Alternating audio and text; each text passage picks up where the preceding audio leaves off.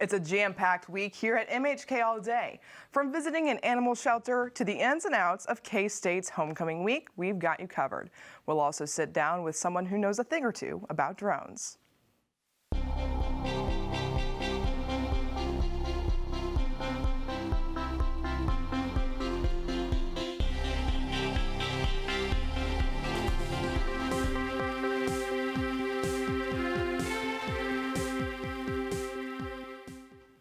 Welcome back to MHK All Day. I'm Michaela Gentine. With two Kansas State students are receiving high recognition from Cargill Incorporated, an agricultural company based out of Minnetonka, Minnesota. Anahi Amariz Arce Gross and Edgar Duarte are 2 out of 10 U.S. winners of the Cargill Global Scholar Program. MHK's All Day's Juan Cisneros sat down with the both of them. Going back to 2.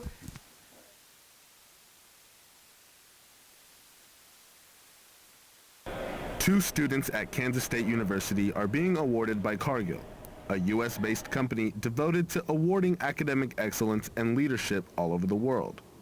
Only 10 students are selected in the United States in a total of 60 across the globe. I think Cargill was looking for really well-rounded people, not just people with good grades and not just people who are involved, but with a little bit of everything. And so it feels really good to think that somebody thinks I'm well-rounded like that. 1 out of 60 in the world, that's pretty impressive. I was really proud of myself when I got it. And my mom and dad, they're very proud too. I know that for my father, who has always kind of seen me as somebody who's going to be a global citizen, he's extremely excited because he knows that it's going to open a lot of doors for me as far as the Cargill Corporation goes and just really anywhere that I choose to go. So he was ecstatic, my mom as well. The scholarship involves more than just filling out an application. Winners must also connect with a mentor and travel within and outside of the U.S. to attend Cargill seminars. It feels like it's just not ending. I have my mentors, I'm constantly talking to her, and I'm updating my mom on that, and she knows that I'll be maybe traveling abroad this summer. Doing this, it really shows people in my hometown or other Hispanic communities that it's possible to do just as great as anybody else. At Kansas State University, I'm Juan Cisneros, MHK All Day. For more information on Cargill Incorporated and their scholarship opportunities, go to www.cargillglobalscholars.com. All week long, K-State celebrated its Purple Pride during homecoming week. But what some people may not know is there are many homecoming week events outside of Greek life. Residence halls across campus have competitions throughout the week to get students involved. According to E.J. Charbonneau, a council member of the Strong community, the dorms play all sorts of games. The games offer a friendly competition to see who comes out as the homecoming week champion.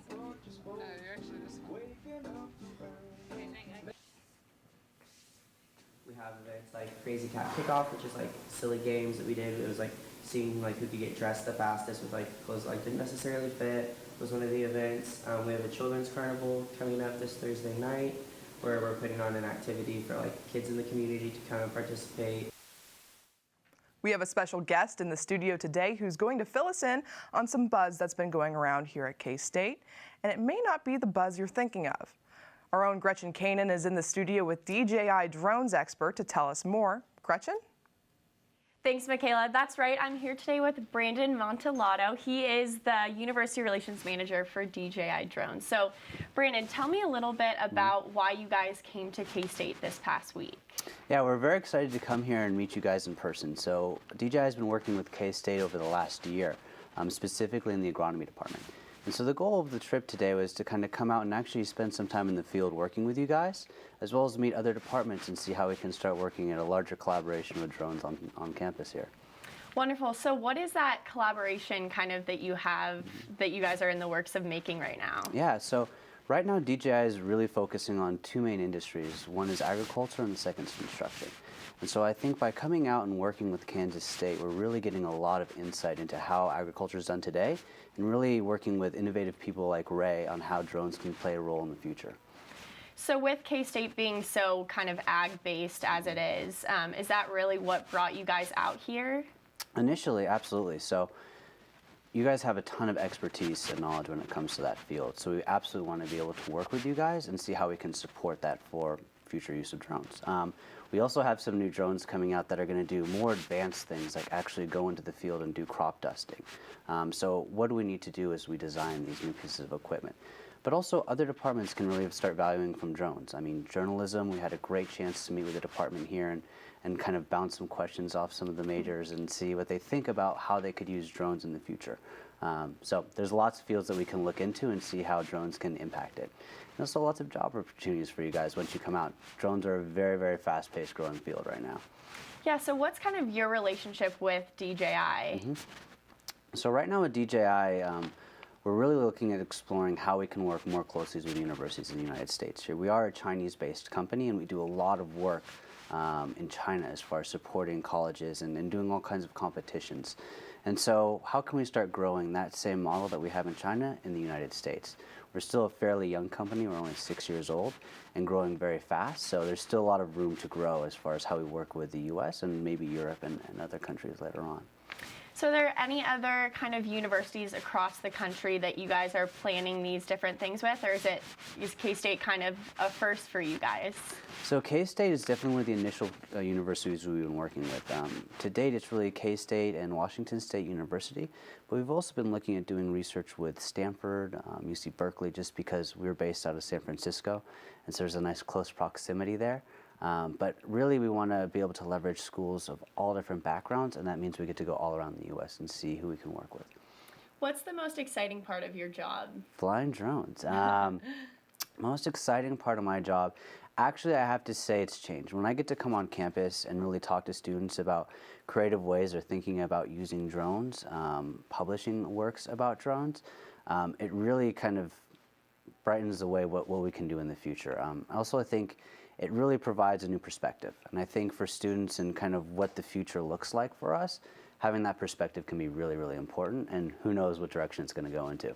Absolutely, and I think that's such an exciting part about this industry is, like you said, it is so new that it's just really cool. So are there any other things that you guys kind of want to share with students at K-State that might not know about drones and things like that? Absolutely. So there's a few things we're going to be doing. We want to come back to K-State for the spring semester and actually introduce you guys to all of our drones. So we're going to try to do an event where we can have students who have never got an opportunity to fly drones to come out and actually get some hands-on time with drones.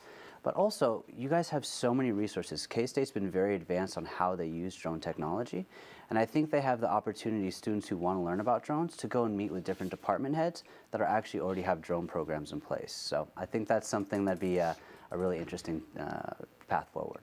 Yeah, absolutely. I definitely will want to kind of look into that event in the spring, and I'm sure a lot of people will as well. So thank you so much for joining us today, Brandon. We're going to take a quick look at sports with Juan.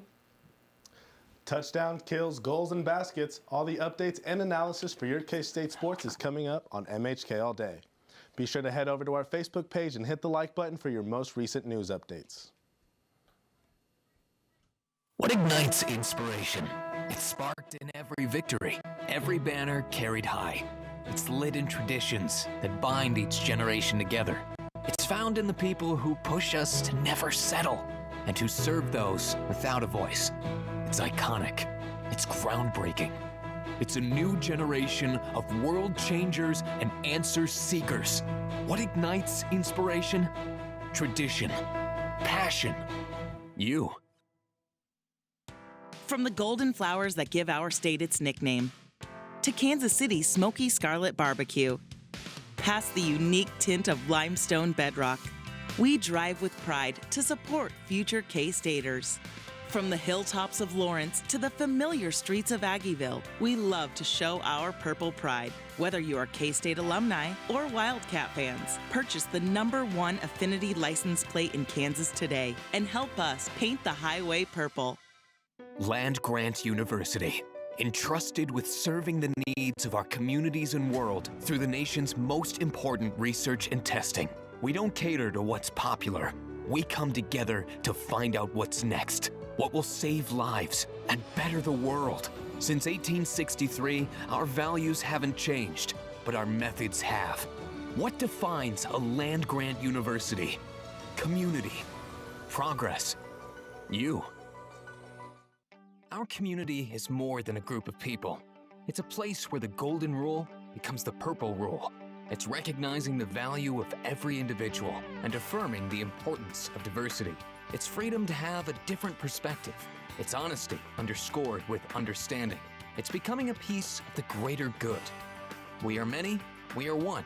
Most of all, we are family. What defines the K-State community? Compassion, honesty, you. Hey there, everybody. Wildcat sports are in full swing, and it's time to take a deeper look. I'm Juan Cisneros. Let's get into it. Bill Snyder's men hit the road to Norman, Oklahoma to take on Baker Mayfield and the Sooners. After getting shut out last year at home, the Wildcats were looking for some revenge against their Big 12 rivals, this time on enemy territory. Unfortunately, the Cats could not come up with a W. After trading touchdowns in the first quarter, the Sooners took the lead and it kept growing. To make matters worse, K-State's starting quarterback Jesse Ertz went down with an injury in the second quarter. Ertz would try to come back in the third quarter, but ultimately the responsibility fell into the hands of backup quarterback Joe Huebner. Huebner ended the day with 1 touchdown pass and 12 of 23 passing attempts completed. This battle was also fought through the air. Both the Wildcats and the Sooners struggled to establish a run game, both averaging under 5 yards per carry. Heisman hopeful and quarterback for the Sooners, Baker Mayfield, threw for 346 yards, completing 25 of his 31 passes in the 38-17 win over the Wildcats. With the result, K-State is now 3-3 on the season and will host a tough Longhorns team this weekend. The inaugural season for K-State's newest sports team came to an end yesterday as the women's soccer team took a trip to Normal, Illinois to pay a visit to Illinois State.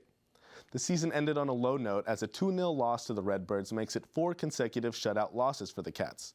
Now that their exhibition schedule has come to an end, the Kicking Cats will be playing a conference schedule next season, completing the Big 12. The Cats ended with 4 wins, which is about what is expected for a new program in their first season. K-State scored 16 goals on the year, putting their average right at 1 goal per game. Tatum Wagner led the way in scoring and in assists with 3 goals and 4 assists. Mike Dubini's team will only be losing 1 senior this offseason, giving him the opportunity to grow the chemistry of the team and start right where they left off at the end of this season. K-State football was not the only team in Norman this past weekend. The volleyball team also took a trip south to take on the Sooners. Looking to bounce back from a loss to the Jayhawks in Lawrence, the Wildcats were focused on putting another game in the win column. After losing the first set by 12 points, the Cats bounced back and won the following 3 sets. Katie Brand was at her usual best with 52 assists across the 3 sets. As Texas and Kansas top the Big 12, K-State is slowly making their way up the board at number 4, 1 game back of the Baylor Bears. KSU will host the Mountaineers this Saturday at Ahern Fieldhouse. The beginning of a new sports season is always full of unexpected surprises. As the women's basketball team prepared to start their season, Kindred Wiesman received the biggest surprise of them all. During a visualization exercise, her boyfriend Aaron Orpin came from behind and proposed on the spot. In case you couldn't guess, she said yes.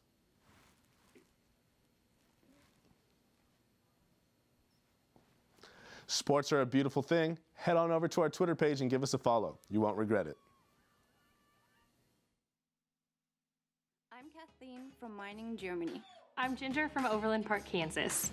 I've traveled to London and saw the Parliament, studied in Mexico City, spent the summer in Austria, went skiing in the Alps. Oh, and I visited the Eiffel Tower in Paris. Well, I've been to the world's largest ball of twine.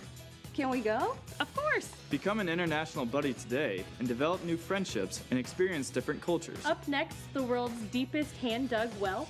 Is it near the Grand Canyon?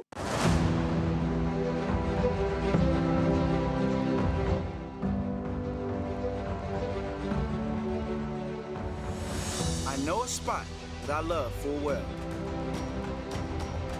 'Tis not in forest, nor yet in dell. Ever it holds me with magic spell. I think of thee, alma mater.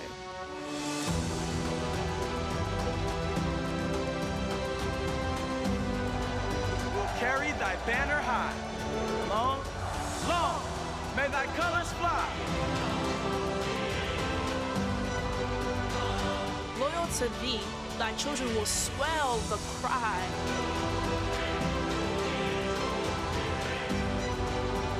Hail, hail, hail, alma mater. Family is everything. They're the reason you work so hard and your motivation to reach for more. Your K-State family offers a way to get that degree you've always wanted. Kansas State University Global Campus provides flexible online learning and professional development opportunities. We'll be there when you're ready. Enroll now for K-State Global Campus. Always on, always there. Welcome back to MHK All Day. This week's peek into science is getting political. With the election season officially underway, let's take a moment to debate the debates. Research on the civility of the presidential debates might be hitting unprecedented levels of incivility, according to K-State researchers and students getting involved in an ongoing collaborative research project. Timothy Schaefer, Assistant Director of K-State's Institute for Civil Discourse and Democracy, is co-leading the research being done with the National Institute for Civil Discourse, or the NICD for short. According to their study, so far, both candidates have fallen short on civility.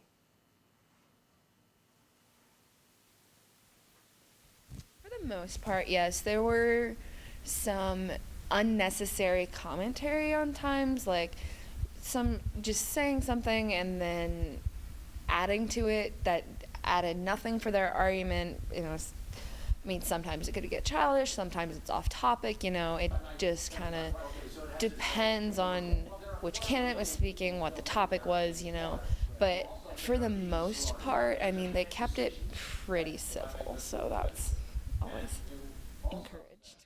While the candidates themselves may push the limits of civility that readers and researchers have in mind, participants in which party for the third debate were able to discuss their points of view calmly with like-minded and not so like-minded individuals.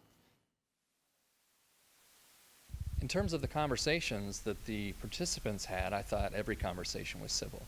I always started at a table with a pretty staunch Trump supporter, a staunch Clinton supporter, and a person who was undecided. And that conversation was interesting and civil and most definitely productive, I think.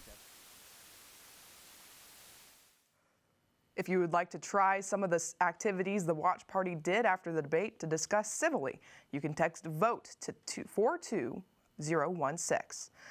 The service Text to Talk is free for anyone to use and will guide you through a series of questions that will follow individuals or groups to discuss the debates and candidates in a constructive manner.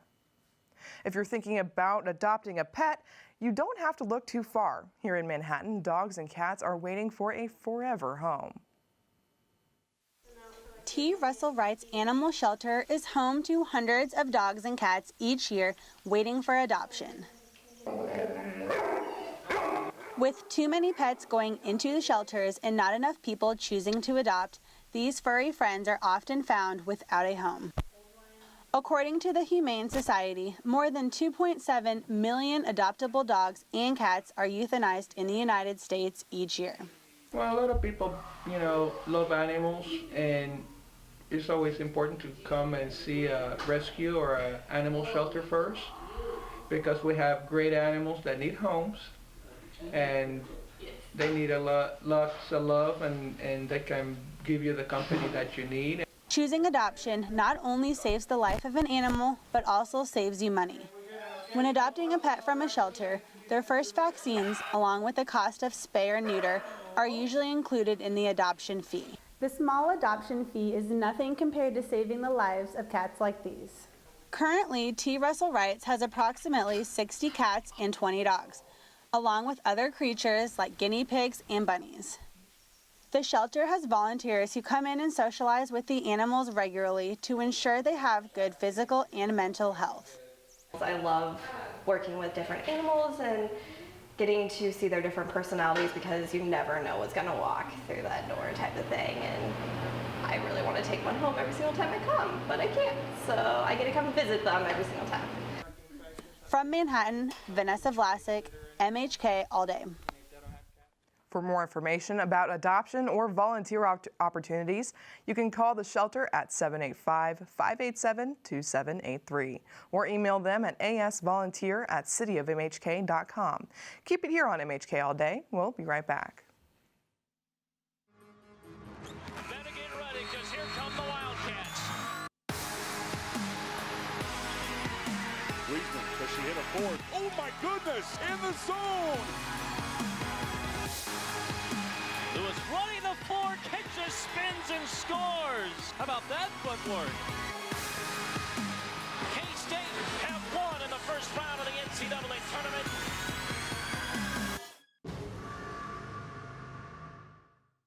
The heart-pounding roar, a sea of purple, wielding twists and turns, a sincere smile and simple phrase.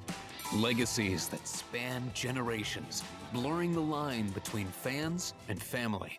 Believing we bleed a different color. Foundations defined by a single stone. That special place you love full well.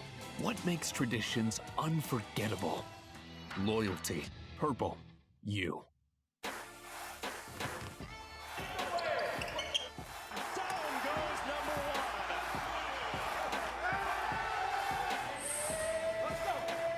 Oh man, the fans, Manhattan, Octagon is doing, it's a tough place to play, we feed off the energy.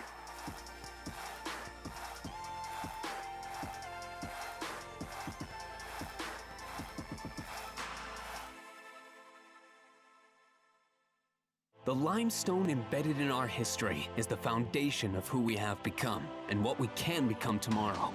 We find inspiration in the past, new possibilities in our present, and anticipation for tomorrow's journey. Yesterday's triumphs are today's proud traditions, a transformation where a hall becomes a home, students become family, and research becomes reality.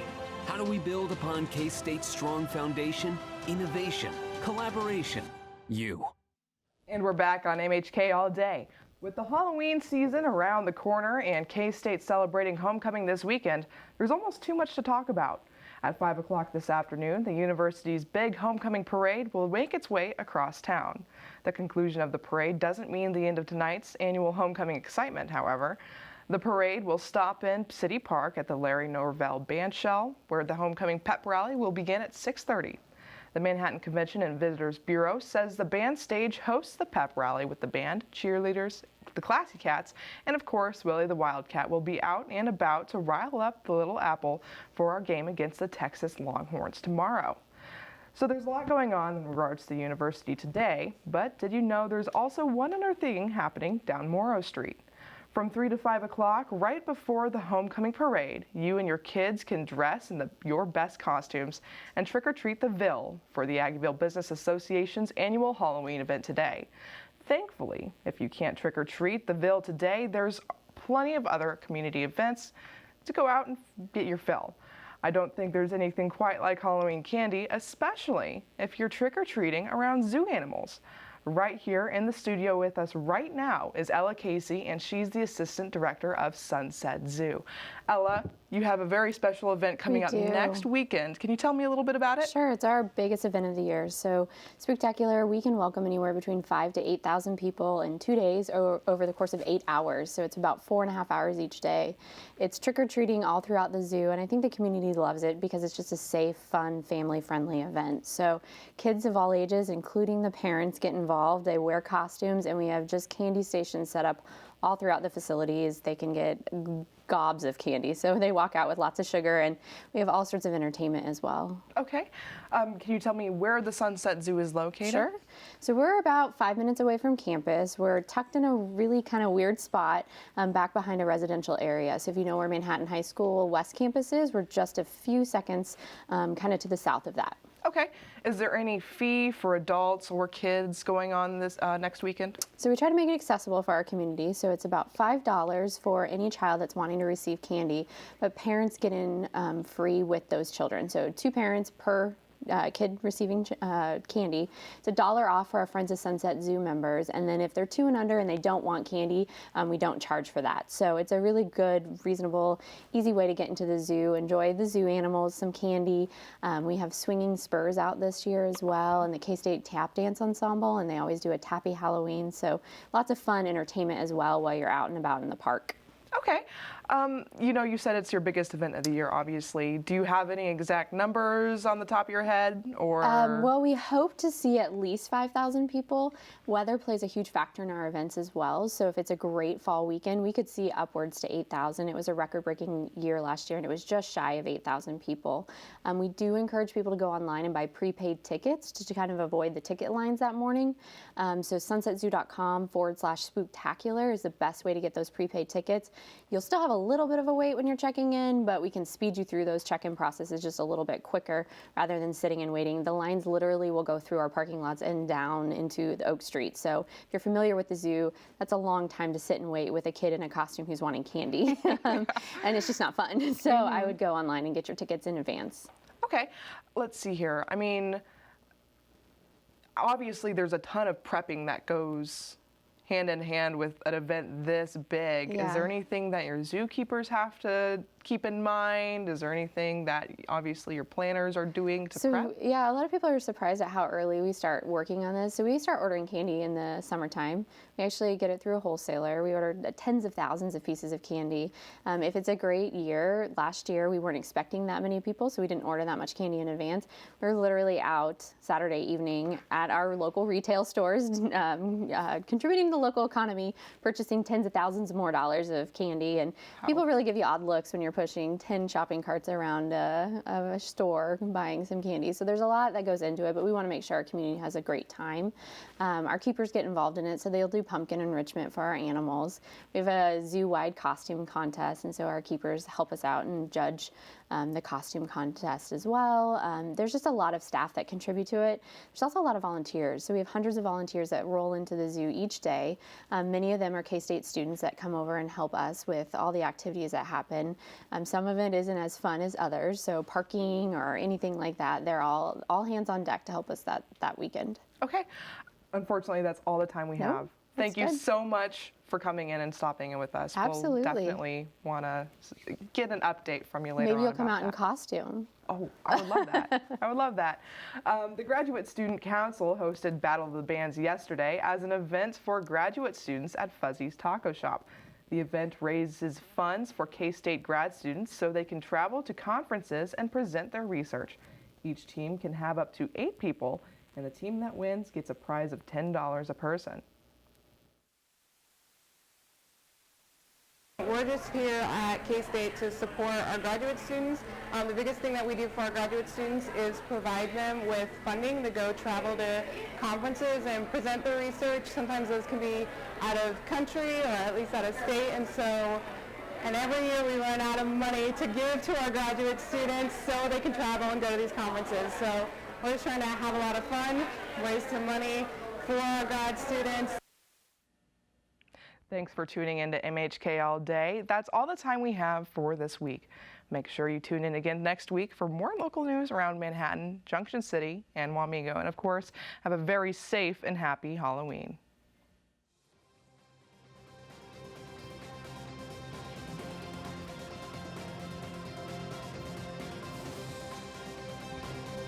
This is Channel 8 News.